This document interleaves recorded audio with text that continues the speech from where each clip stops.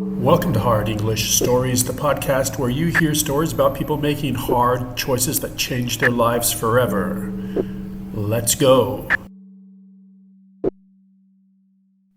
Crab cakes. Paul was over the moon. He wanted to celebrate. The breakup had gone smoother than expected. Jessica had been devastated, of course. And of course, she had had to act out and go tell everybody. He had planned to end it all along as soon as he had got what he wanted.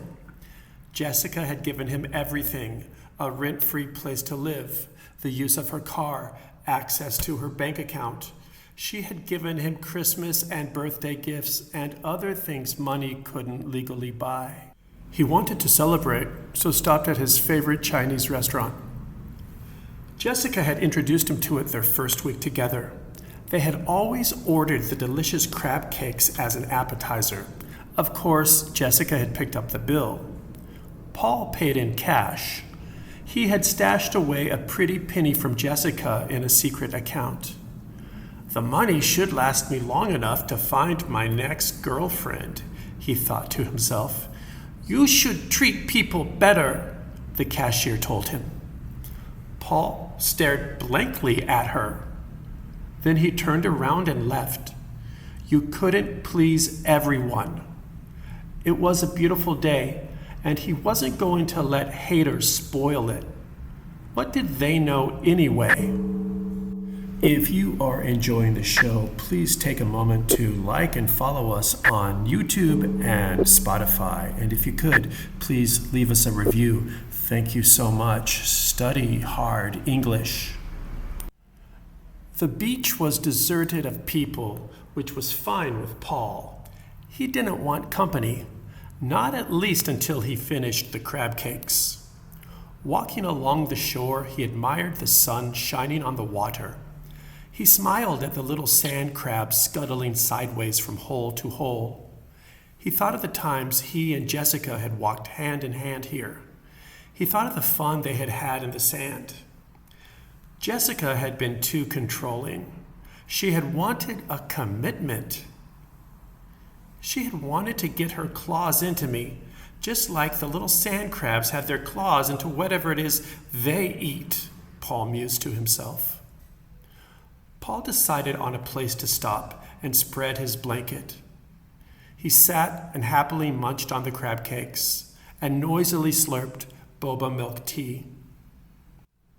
In the sky over the ocean, seabirds dove and rose and wheeled and dove again. Unbeknownst to Paul, the little sand crabs and the not-so-little sand crabs had begun to stir. Coin-sized circles of sand fell inward, and then a sand crab emerged.